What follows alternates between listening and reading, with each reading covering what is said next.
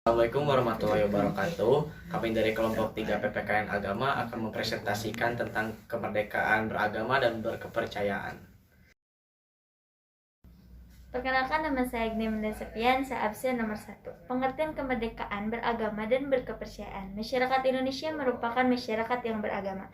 Kehidupan beragama merupakan bagian yang tidak terpisahkan dari kehidupan seluruh masyarakat Indonesia. Negara kita ini sudah ada jaminan akan kemerdekaan beragama dan berkepercayaan yang dimiliki oleh seluruh rakyat Indonesia.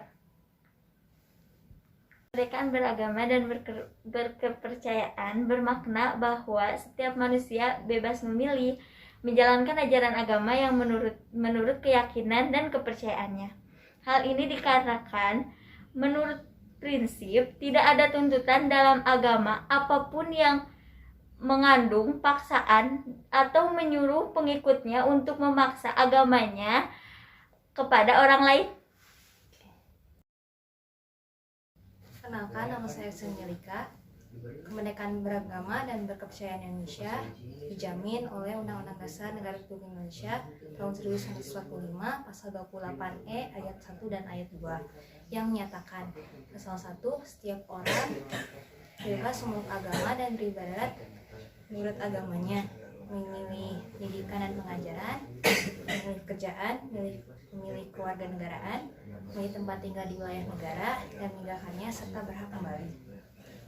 Ayat 2, setiap orang berhak atas kebebasan, meyakini kepercayaan, menyatakan pikiran dan sikap sesuai dengan hati nuraninya.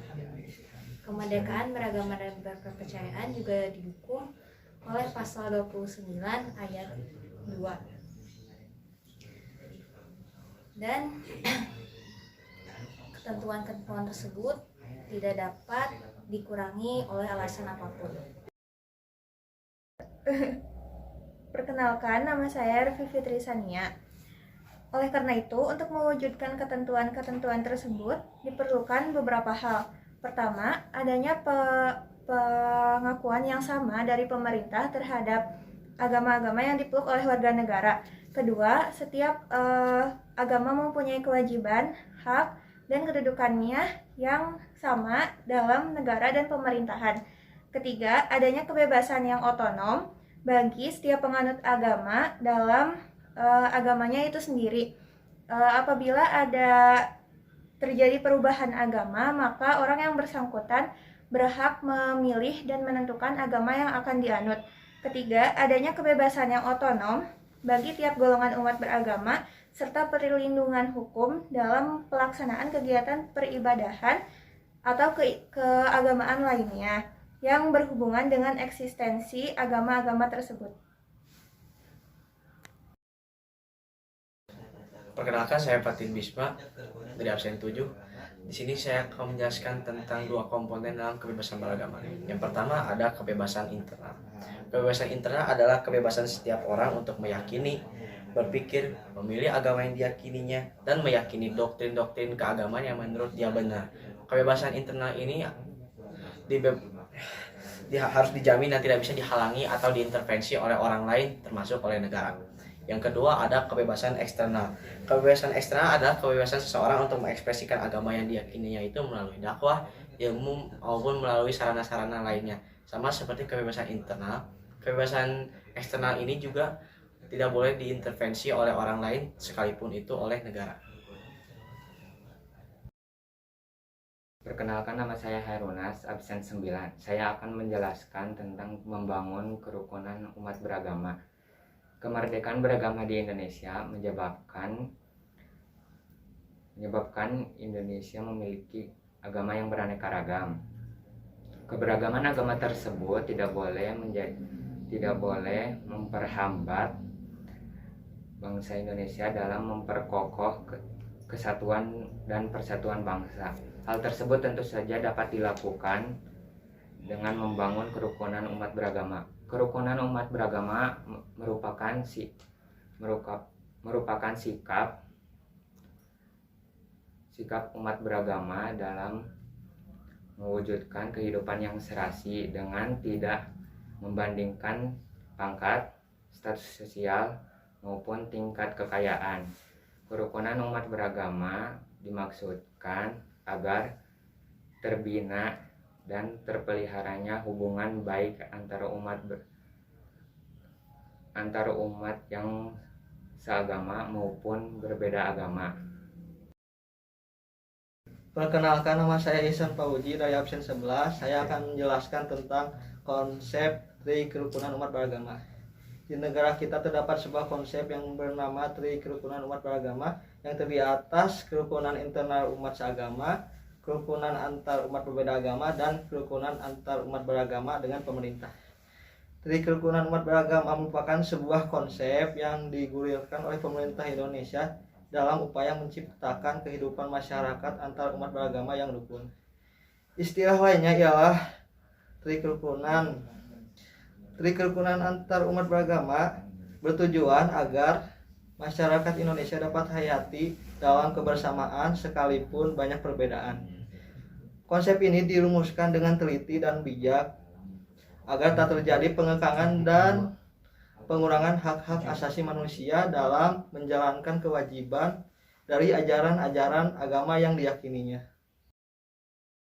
Perkenalkan, nama saya Maulana dari absen 13, ingin menjelaskan tentang konsep kerukunan dan antarumat agama. Kerukunan antarumat agama berarti adanya kesepamahaman dan kesatuan untuk melakukan amalan dan ajaran agama yang dipeluk untuk menghormati perbedaan yang masih bisa ditolerir. Dengan kata lain, agama tidak diperkenankan untuk saling bermusuhan, saling mengkhianati, saling menjatuhkan, dan diperbolehkan untuk saling menghargai, menghormati, dan toleransi. Kerukunan antar umat seagama adalah sarana untuk mempersatukan dan mempererat hubungan antara orang-orang yang tidak seagama dalam proses pergaulan di masyarakat. Tapi bukan ditunjukkan untuk mempersatukan ajaran agama.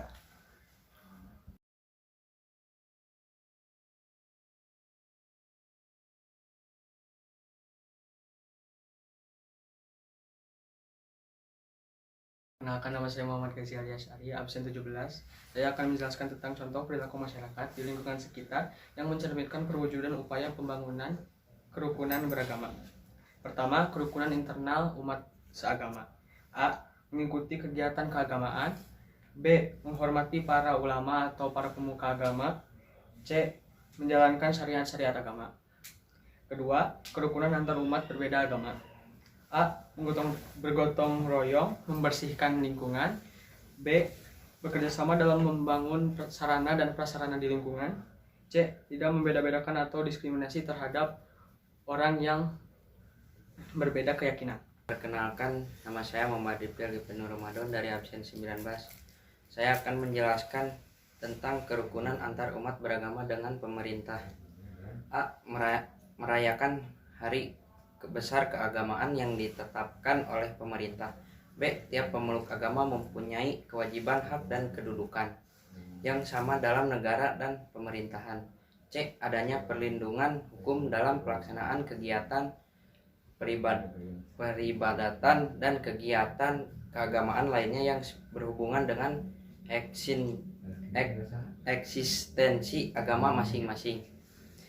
D. Mematuhi peraturan pemerintah tentang kerukunan dalam beragama. E. Tunduk dan patuh terhadap peraturan keagamaan yang telah ditetapkan oleh pemerintah. Cukup sekian dari kelompok 3 PPKN Agama. Mohon maaf apabila ada kata-kata yang tidak sopan. Wassalamualaikum warahmatullahi wabarakatuh.